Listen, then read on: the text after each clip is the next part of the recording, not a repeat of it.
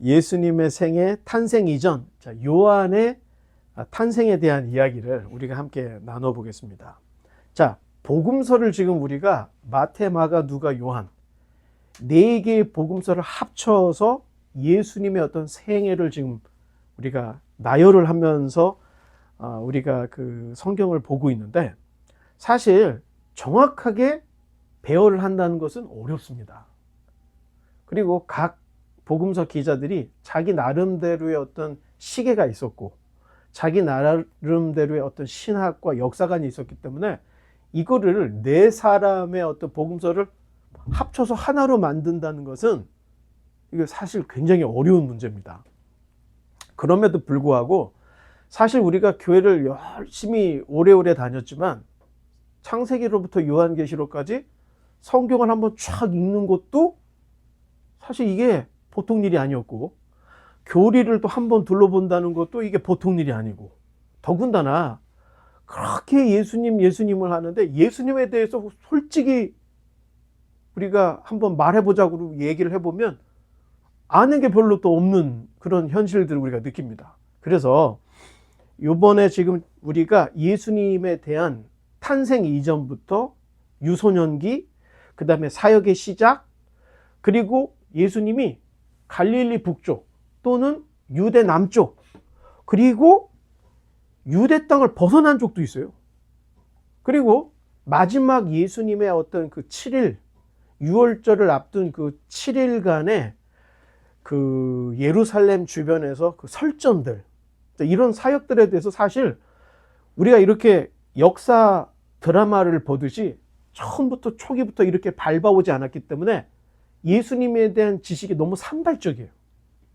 그래서 이걸 한번 정리를 해보려고 사복음서를 중심으로 해서 예수님의 이제 일대기를 우리가 이제 함께 나누고 있는데, 하여튼 오늘은 세례 요한의 탄생에 대한 이야기를 하려고 합니다. 자, 버튼을 한번 넘겨주시면, 자, 1장, 누가복음 1장 57절로 66절까지가 이 세례 요한에 대한 어떤 탄생의 이야기인데, 우리 또 돌아가면서 한번 읽어보겠습니다. 제가 읽고 이렇게, 엘리사벳이 해산할 기한이 차서 아들을 낳으니 이웃과 친족이 주께서 그를 크게 긍휼히 여기심을 듣고 함께 즐거워하더라. 할 일이 되매 아이를 할례하러 와서 그 아버지의 이름을 따라 사가랴라 하고자 하더니 그 어머니가 대답하여 이르되 아니라 요한이라 할 것이라 하매 그들이 이르되 내 친족 중에 이 이름으로 이름한 이가 없다 하고 그의 아버지께 멈칫하여 무엇으로 이름을 지으려 하는가 물으니 저가 서판을 달라 하여 그 이름을 요한이라 쓰매 다 놀랍게 여기더라. 이에 그 입이 곧 열리고 혀가 풀리며 말을 하여 하나님을 찬송하니, 그 근처에 사는 자가 다 두려워하고 이 모든 말이 온 유대 산골에 두루퍼지매 듣는 사람이 다 이 말을 마음에 두며 이르되 이 아이가 장차 어찌 될까 하니 이는 주의 손이 그와 함께 하심이러라. 아멘. 자, 요한의 탄생에서 주목할 대목이 아버지의 비존재감입니다. 사실 유대라고 하는 나라는 굉장히 가부장적인 나라예요. 그래서 결혼을 하는 그 날짜도 아버지가 잡아요. 그리고 자녀의 이름도 아버지가 지어요. 그런데 지금 읽었던 내용에는 이 사가랴의 존재가 굉장히 축소되어 있죠. 자, 엘리사벳이 아이를 낳았을 때 이웃과 친족들은 기뻐하고 즐거워하였는데 사가랴가 보이지 않습니다. 그 대목에. 또 보통 아이의 이름도 아버지가 정하기 마련인데 이웃과 친족이 알아서 아버지의 이름을 따라서 사가랴라고 정하려고 하는 모습을 또 보여주고 있어요. 자, 이에 대해 엘리사벳이 아버지 이름이 아니라 요한이라 그랬더니 이웃 친족들과 엘리사벳의 작은 논쟁이 벌어집니다. 그리고 이웃과 친족은 아버지 사가랴에게 묻자. 그래서 이제 묻게 되는데, 자, 지금 사가랴가 성전에서 가브리엘을 만나고 요한이 태어날 것이라는 걸 못 믿자 천사가 쳐가지고 무슨 일이 벌어졌죠? 말을 못했잖아. 자, 말을 못했는데 이웃과 친족이 사가랴한테 지금 뭐 어떻게 하고 있어요? 이웃과 친족들이 사가랴에게 몸짓으로 얘기를 했다는 거예요. 자, 말을 못한 거잖아. 그러면 귀에다 대고 야, 네 아들 이름 뭘로 질래? 물어보면 돼. 물어보지를 않고 몸짓으로 이렇게 했다는 거예요. 그렇다면 사가랴는 말만 못한 게 아니고 듣지도 못했다는 겁니다. 듣지도 못해 말도 못하는 상태였다는 것을 이야기 줄거리 속에서 우리가 캐치를 할 수 있는 거예요. 자, 그러니 아들이 태어난 상황에서도 사가랴는 아버지였지만 주도권을 행사를 못하고 한쪽 구석에 조용히 찌그러져 있었던 겁니다. 아니, 말도 못해, 듣지도 못해. 아기가 태어나서 응애응애 하고 뭐 일을 했을 텐데 아버지가 멍하고 때리고 있는 거예요. 그러니까 어머니하고 친족들이 막 쌈질을 하다가 아버지한테 물어봐야 되겠어 하는데 툭툭툭 치면서 말도 못해, 듣지도 못하니까 몸짓으로 이야기를 했다는 거예요. 자, 과연 요한이 태어날 때는 언제였을까? 자, 이런 상황을 이제 우리가 봐야 되는데, 자, 열왕기상 28장에 보면 다윗이 아론의 아들들을 24족으로 나누고 그 24족을 역대상 24장을 보면 24반열로 정해줘요. 자, 버튼 하나 눌러보면. 자, 제사장 24반열은 섬기는 순서를 정할 때에도 나이 순이 아니에요. 제비를 뽑은 거예요. 제비를 뽑은 순으로 쫙 정리를 했더니 이렇게 가는 겁니다, 여러분. 이렇게. 자, 아비야 반열이 몇 번째예요? 8번째. 하나, 둘, 셋, 넷, 다섯, 여섯, 8번째. 아비야가 8번째 반열이 된 거예요. 자, 24반열은 각각 안식일을 시작으로 일주일 동안 성전에 가서 섬겼어요. 그러니까 예를 들면 여우야립이라고 할 때는 첫 달, 첫 주에 여우야립이 가서 성전에서 봉사를 하는데 안식일에 시작해서 그 다음날 안식이 전에 끝나는 거예요. 7일을 해.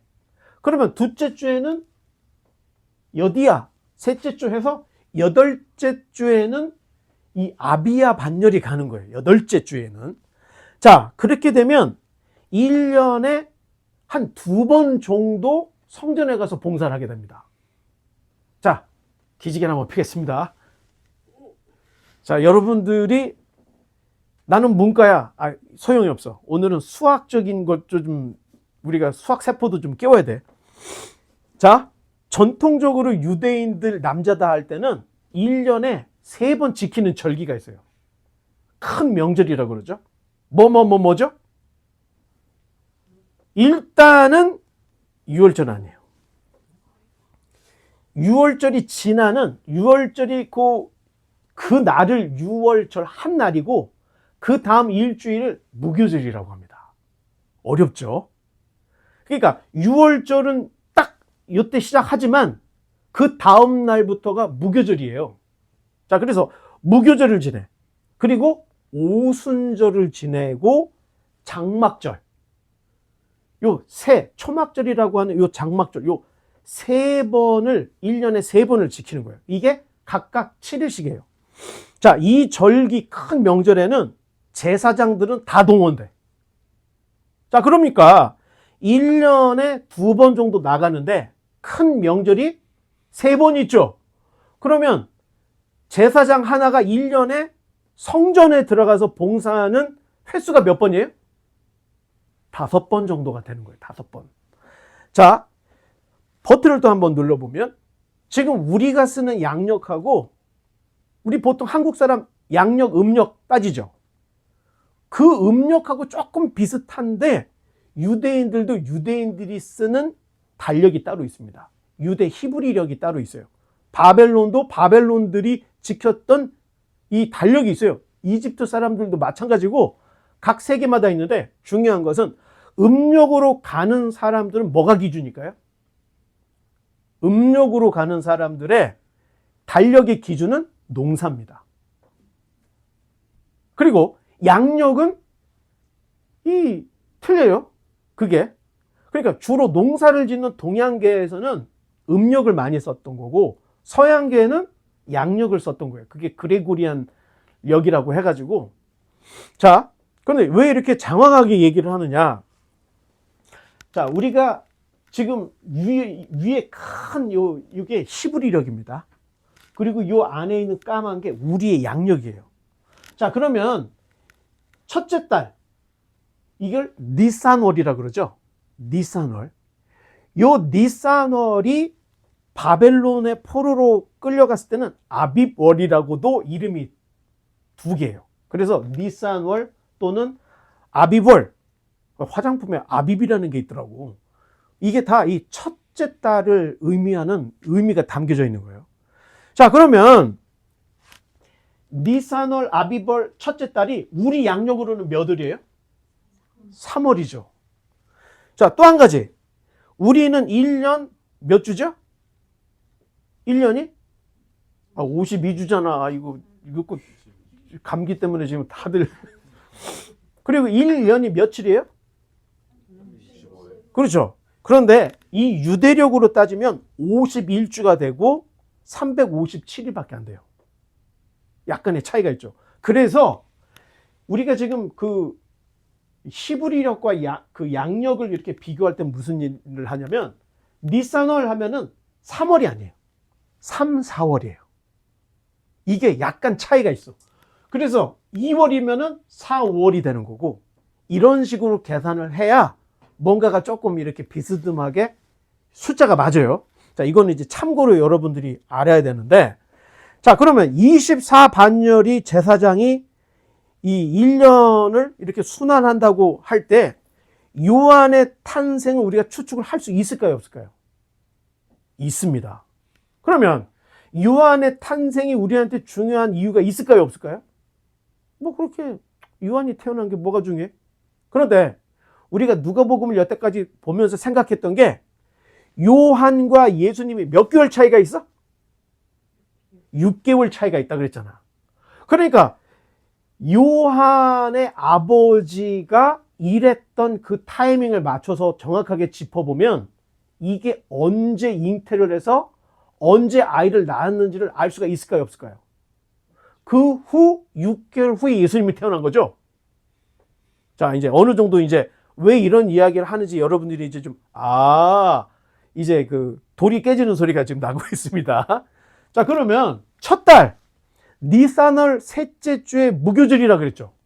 무교절이 있는데 그 무교절이 니산월 셋째 주일이 무교절이야.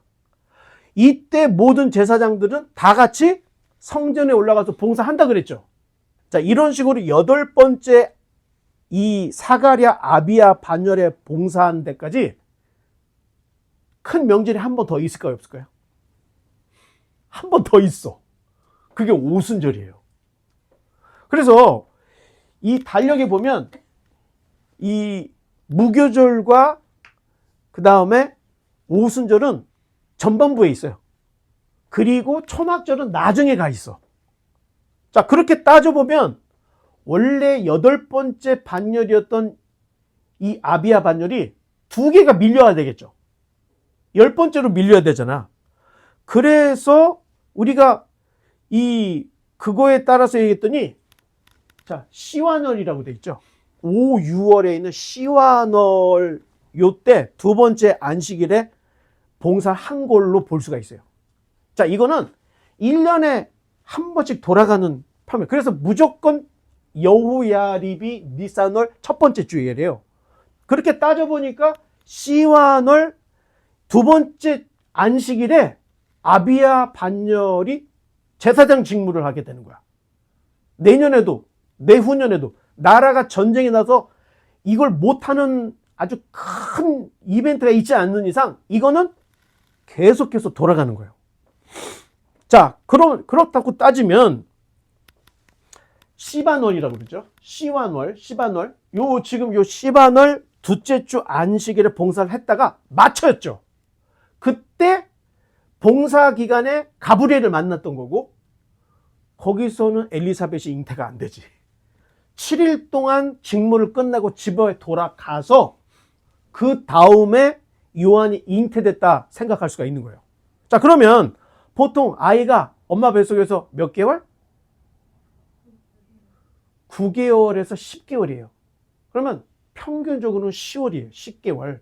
자, 그러면 시바논에서 10개월이면은 하나, 둘, 셋, 넷, 다섯, 여섯, 일곱, 여덟, 아홉. 뭘로 가죠? 니산월이 되죠? 그 다음 해 니산월에 세례 요한이 태어난 겁니다. 이대로 지금 얘기를 해보면. 그러면 6개월 후라고 그랬으면 예수님은 하나, 둘, 셋, 넷, 다섯, 여섯. 9월이죠? 이때가 바로 초막절입니다. 장막절. 그러니까 12월 25일은 이거하고는 맞춰보니까 좀 안 맞죠. 이렇게 이제 우리가 이제 여기까지만 우리가 보면 되는데, 자, 어쩌면 듣지도 못하고 말하지도 못했던 사가랴는 매우 힘겹게 봉사를 하고 있었을 수도 있어. 니산월에 이 무교절이 있었다 그랬잖아. 그러면 무교절에는 어떻게 돼요? 모든 제사장들이 다 예루살렘에 가. 그러니까 말도 못해 듣지도 못한 이 사가랴가 얼마나 되게 어려웠겠어요. 그래서 정신이 없이 막 왔다 갔다 하면서 막 이 사람이 일로 가라 그러면 알았다 그러고 저 사람이 절로 가라면 알았다고 하면서 이리 치면서 저리 치면서 봉사를 하고 돌아왔을 것 같아.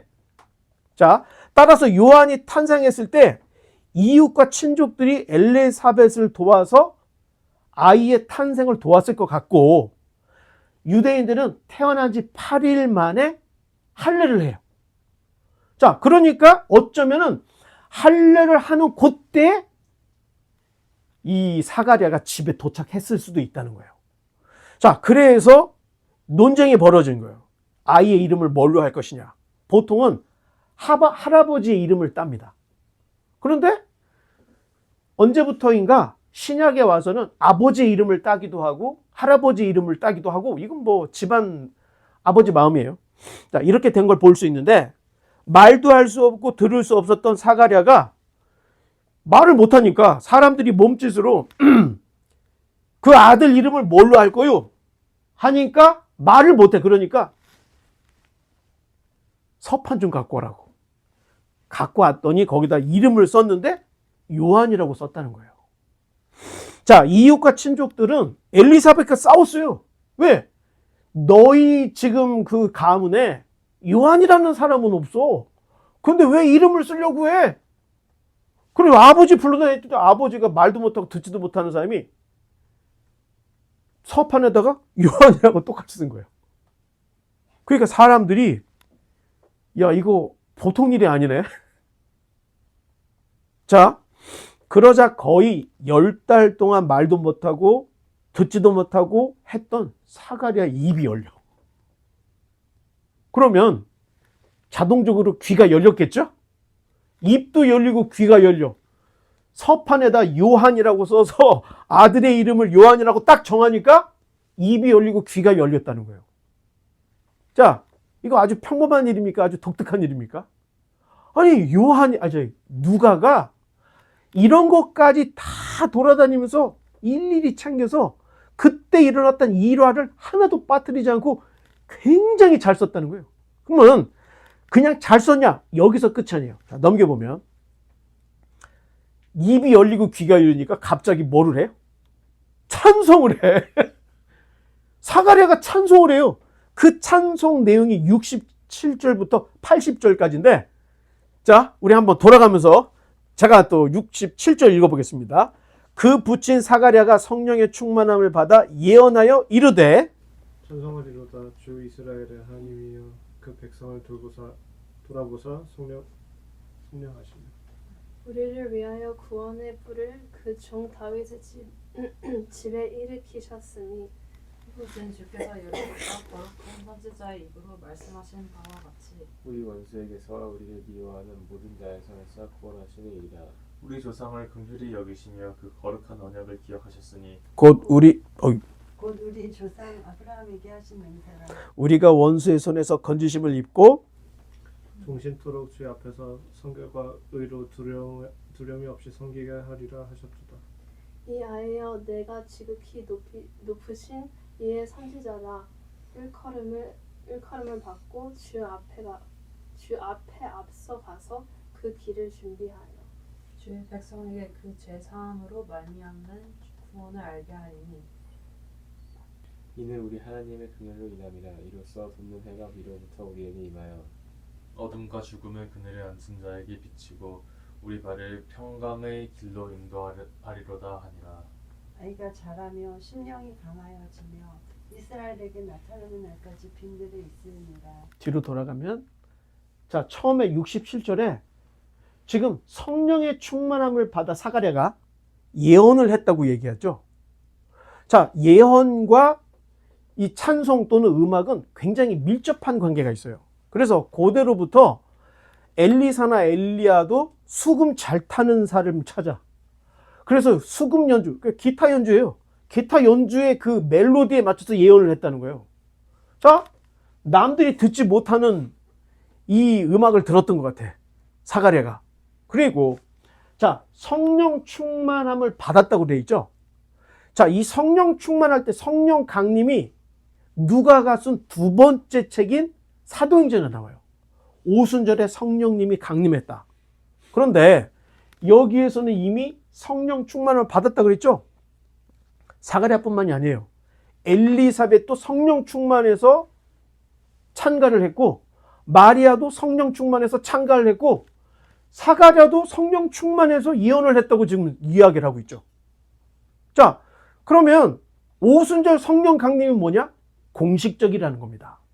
공식적으로 오순절에 제자들이 몰려있는 그곳에, 숨어있는 그곳에 성령님이 강림했던 공식적인 자리였고, 그렇다고 그 전까지는 성령님이 나 지금 아직 안 내려왔으니까 나 일 못해, 이런 게 아니었다는 거예요.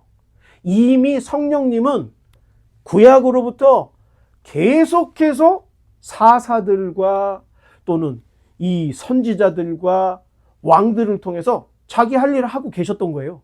그래서 영감을 불어넣어서 구약을 쓰게 하셨던 거고, 지금도 사가랴 마음에 성령 충만한 영감을 확 불어넣으니까 사가랴 입에서 찬송이 예언이라고 되어 있는데 예언 같은 찬송이 뻥 하고 터져 나오는 내용을 읽었는데, 여러분 이거 읽었더니 내용이 눈에 쏙쏙 들어오고 귀에 쏙쏙 들어왔어요? 너무 어려워. 무슨 말 하는지 잘 모르겠어. 당연합니다, 여러분. 이게 한 번에 들어왔으면 여러분은 신학자가 되는 거예요. 그런데 당연하게 어렵죠. 자, 우리가 한 가지 생각해 볼 건, 우리가 예배 드릴 때 음악을 쓰죠. 왜 할까요? 분위기 좀 살려보려고? 그러면 음악을 왜 해요? 하나님을 위해서. 또 영광 응. 돌리려. 또 우리가 왜 예배 때 음악을 쓰죠? 뭐 근거는 알아야 할 거 아니야. 그냥 쓰진 않잖아.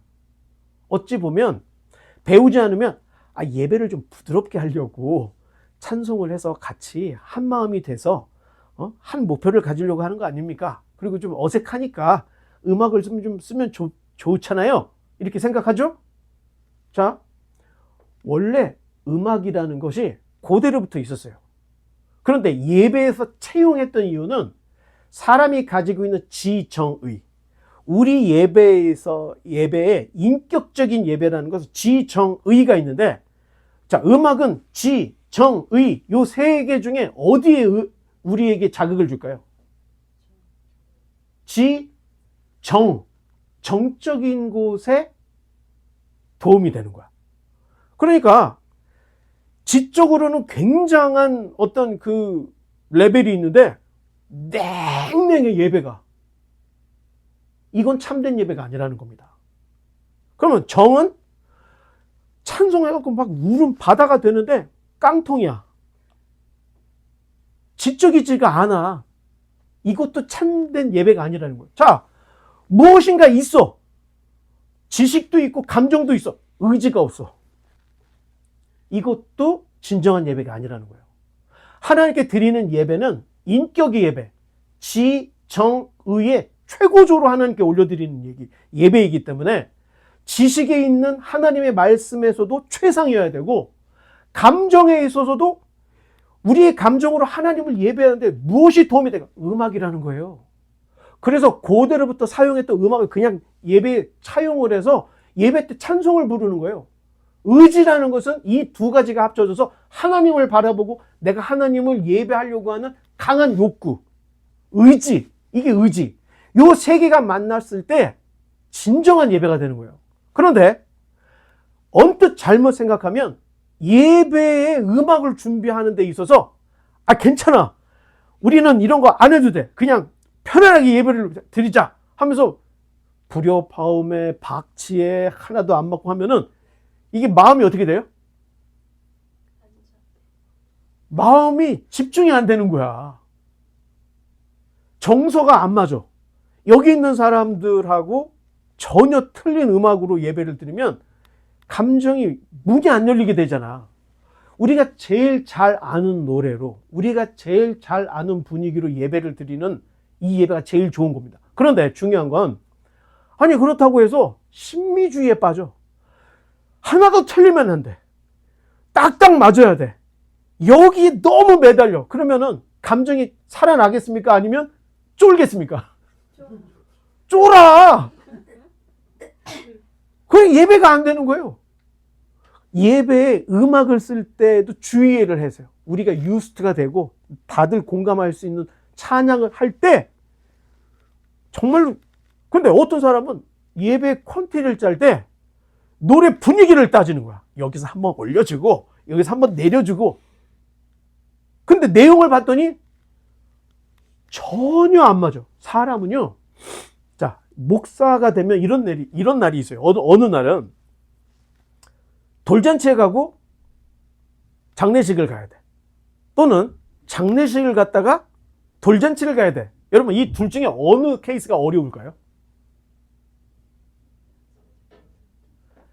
장례식을 갔다가 돌잔치를 가는 거, 또 돌잔치에 갔다가 장례식에 가는 거. 사실 돌잔치 갔다가 장례식 가는 게 나아요. 사람이 위에서 다운이 되는 거야, 기분이라는 게. 그런데 거꾸로 올라가려고 그러면은 다시 이거 기분을 살리는 게 쉽지가 않은 거예요. 자, 기뻐, 막 돌잔치에 가서 막 박수를 쳐주고 장례식 가서 우는 거는 돼. 그런데 장례식 가서 실컷 울고 돌잔치 가서 웃으려고 하면 이게 안 웃어져. 이게 기본적인 사람의 감정이라는 거예요. 그러면 예배를 할 때 슬펐다가 기쁘는 게 좋겠습니까? 기뻤다가 슬프는 게 좋겠습니까? 그렇죠? 그래서 빠르고 강한 노래는 앞에 부분에 몰려 있고 중간에 우리가 하나님 앞에 집중을 할 때는 다운을 시키게 돼 있어요. 이게 감정적인, 이거를 안 맞춰버리면은 눈물로 갑자기 이제 박수를 치고 찬양을 해야 돼. 이게 어려운 거예요. 무슨 말인지 알죠? 예배가 가장 참된 예배가 되려면 이런 사람의 감정까지도 알고 있어야 되는 거야.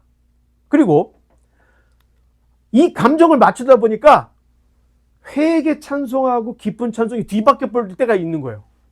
자, 그러면 지금 내가 슬퍼야 되는데 기쁜 찬송 가사가 나오거나, 지금 내가 회개를 해야 되는데 이게 거꾸로 됐을 때 사람의 감정이 열릴까요, 안 열릴까요? 못 열리는 겁니다. 왜? 인격적인 존재이기 때문에 이게 안 되는 거예요. 이걸 고려를 해야 돼.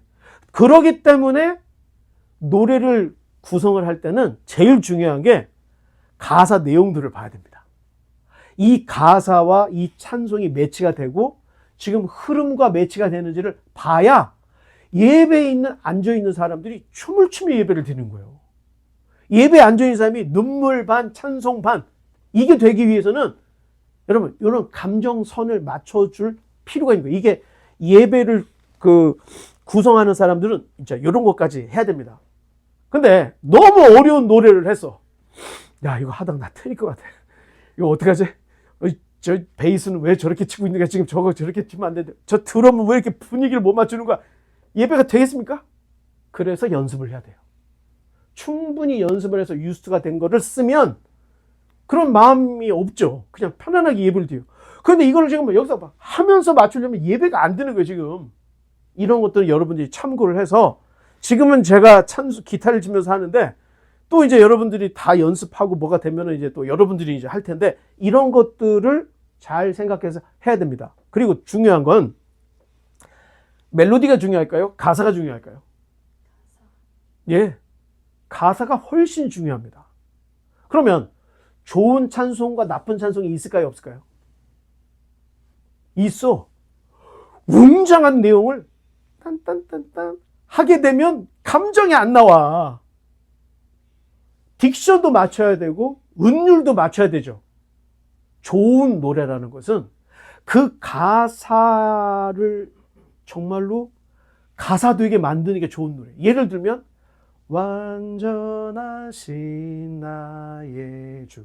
이 가사하고 멜로디가 딱딱 떨어지잖아요. 지금 추구하려고 하는 이 경건하고 거룩한 예배를 노래가 너무 잘 만들어. 이게 좋은 찬송입니다. 나쁜 찬송은 이런 거 관계가 없어. 그냥 자기가 하고 싶은 단어, 자기가 하고 싶은 요런 그 음의 어떤 그 기술, 요런 게 좋은, 자기가 좋다고 생각하지만 예배를 살리지를 못하는 거예요. 자, 이런 이야기들을 여러분들 하는 이유는 찬송의 제일 중요한 건 가사라는 얘기예요. 가사의 내용을 봐야 되는데, 자, 사실 지금 사가랴가 성령의 충만을 받아 예언적인 찬송을 했는데 우리 읽어도 무슨 말인지 잘 몰라. 이거 무슨 말을 했는지 몰라. 자, 내용을 모르면 예배가 안 되는데 이걸 가사를 붙여서 얘기하는데 모르는 가사를 가지고 아는 멜로디로 노래를 해버리는 이런 어처구니 없는 일들이 벌어질 수 있다는 거예요. 자, 사가랴의 찬양은 굉장히 조직이 잘 된 노래예요. 이 찬송은 지금 성경에 성령 충만을 받아 예언하여 찬송 막 흘러나온 것처럼 얘기하는데 그냥 흘러나온 찬송이 아닙니다. 앞뒤를 딱 맞췄어요. 우리가 대꾸 교차라고 들어봤죠. 대꾸법. 인클로지오, 수미 쌍간이라고 하는데 이 지금 우리 성경은 모든 시를 운율에 맞춰서 번역을 하지 않고 굉장히 그 산문적으로 그냥 다 번역을 해서 운율이 안 보이는 것 뿐이에요. 운율을 맞춰서 잘 계산을 해서 해보면 새 번역 같은 데 보면은 찬송은 가사처럼 시편처럼 이렇게 번역을 해놨는데 이게 그렇게 안 드러나. 자, 근데 버튼을 한번 눌러보면 한 번 더 눌러보면 사실 구조가 이런 구조를 가고 있다는 거예요. A와 A-가 있어요. 맨 끝에. 두 번째하고 밑에서 두 번째. C하고 C-, D하고 D-가 있고 진짜 사가랴가 지금 했던 이 찬송의 제일 큰 핵심이 뭐냐? M에 있는 겁니다. 72절에서 73절에 하나님이 언약을 기억했다는 이야기를 하고 싶어서 이렇게 장황한 얘기를 앞으로 올렸다 내렸다 하면서 이런 구조를 쓰고 있는 거예요. 산문시일 때는 우리가 몰랐던 거야. 그런데 구조를 따져봤더니 이거는 계획된 굉장히 정교한 시라는 것을 나중에 알게 됐다는 거예요. 자, 전반부에 있는 부분들은 하나님이 돌아보셨다, 구원의 뿔, 선지자들이 예언해 이뤘다, 예? 원수로부터 구원했다 그랬죠? 그런데 후반부에 나온 얘기는 하나님의 돌보심이 어떻게 나오냐? 평강의 길로 인도했다. 답이 나와 있는 거예요. 윗부분에는 질문이고 아래는 하나 더 가는 심층적 구조를 가지고 있어요. 그리고 세 번째, 선지자의 예언을 이뤘다. 선지자의 일컬은 얘기. 그 다음에 원수로부터 구원하셨다. 원수의 손에서 건지셨다. 구체적인 결과값을 전반부, 후반부에 배열을 해놓은 거예요. 그러면 맨 중간에 뭐냐? 하나님께서 언약을 기억하셨다. 자, 이 시대가 무슨 시대라 그랬죠? 세례 요한이 태어났던 그때는 구약과 신약의 중간지대라 그랬죠. 이 침묵의 400년, 가장 어두운 400년이었어요. 400년 동안 하나님이 선지자를 보내지 않았어. 얼마나 암울했겠어요. 나라도 알렉산더한테 뺏겼고 이번에는 로마한테 뺏기고, 이건 뭐 지금 다윗의 가문은 뭐 없어져 있고 막 이렇게 아주 혼란스럽고 땅에 떨어질 만큼 나락에 떨어져 있는 상황이었던 거예요. 그런데 세례 요한의 탄생이 뭐냐? 하나님이 너희와 맺었던 언약을 기억하셔서 하나님이 잊어버린 게 아니라 기억하셨던 그 언약이 이제 성취되는 신호탄이 세례 요한의 탄생이라. 사가랴가 이런 성령 충만을 받은 시를 쓰고 있는 거예요. 이제 말씀의 결론을 맺겠습니다. 자, 요즘 뇌과학자들이 임사체험 또는 종교체험에 뇌과학자들이 연구를 해요. 자, 사람이 죽었으면 죽었는데 다시 살아나는 사람 중에 뭐 어디 동굴을 터널을 지났다든가 돌아가신 어머니를 만났다든가 뭐 일찍 죽은 형제를 만났다든가 막 이런 얘기를 많이 하잖아요. 그러니까 뇌과학자들이 신기한 거야.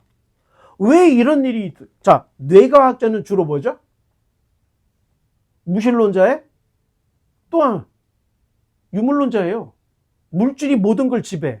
우리의 정신과 생각은 다 어디서 나오는 거예요? 뇌의 결과라는 거예요. 자, 그렇다면 종교나 임사체험이 어떻게 이루어지는지 우리가 뇌를 측정하고 조사해보자. 했죠? 그랬더니 결과가 뭐예요? 사람이 죽을 때 바로 죽기 바로 직전에 엄청난 양의 도파민이 확 나온다는 거예요.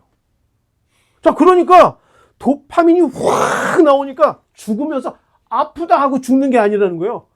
시효를 느끼면서 평소에는 보지 못했던 돌아가셨던 분도 만나고 자기가 붕 떠서 어떤 터널 같은 데도 가고 이런 모든 것들이 단 몇 초, 몇 분 사이에 일어나는 이게 이 유물론적으로, 과학적으로도 이게 가능하다.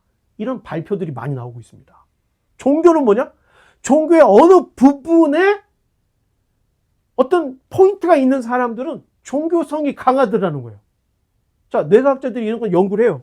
그런데 답을 못하는 게 있어요.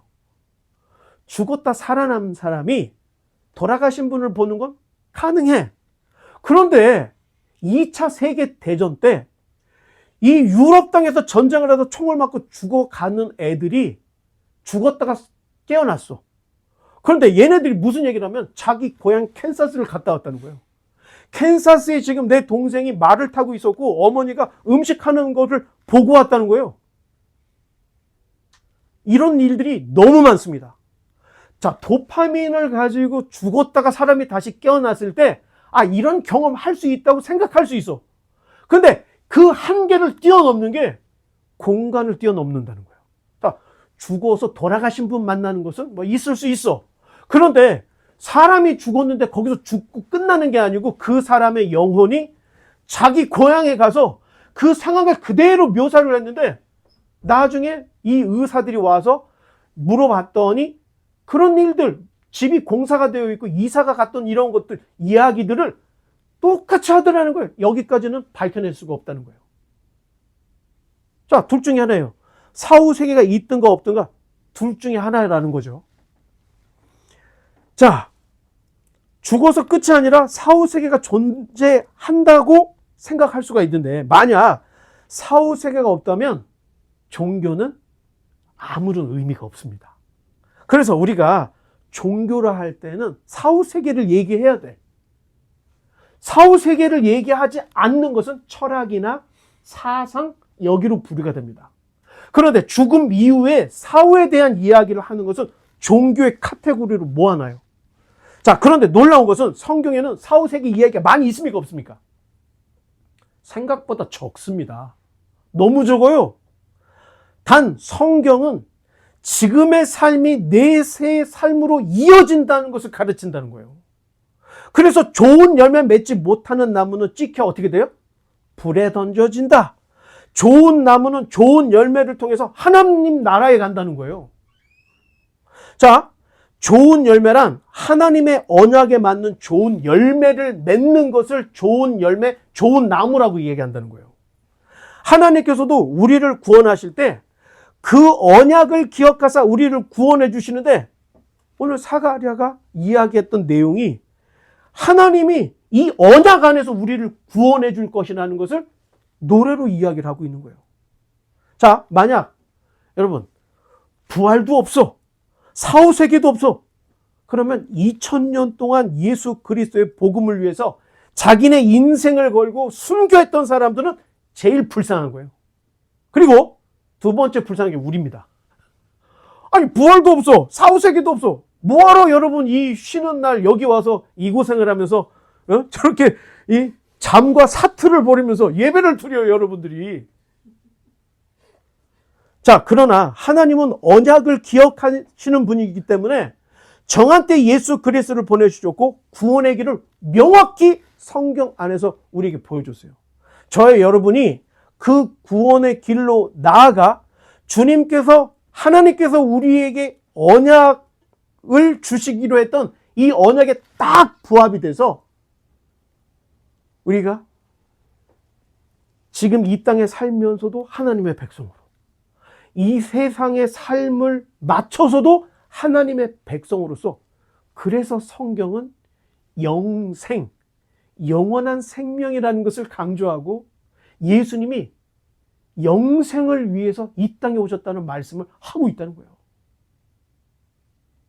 이 땅에서 살아가는 우리의 이 삶, 언약에 부합한 삶을 살아가는 사람은 예수님이에요. 죽어도 산 것이고 살아도 영원히 죽지 않느냐리라, 이렇게 말씀을 했는데, 바라기는 우리 모두가 이 언약에 충실한 하나님의 사람들이 되어서 중간에 떨어지거나 중간에 낙오하거나 뒤돌아가거나 곁길을 가나 잘못된 길로 가지 않고 믿음의 정도, 믿음의 길로 쭉 나아가서 이 삶이 접어졌을 때 다음 생에서도 나의 모습, 하나님을 향한 우리의 이 열정과 사랑이 그대로 연결이 되어서 하나님께서 우리에게 주시려고 하는 이 구원의 영원을 얻을 수 있는, 영원한 생명, 영생을 얻을 수 있는 저와 여러분 되시기를 주님의 이름으로 간절히 축원합니다.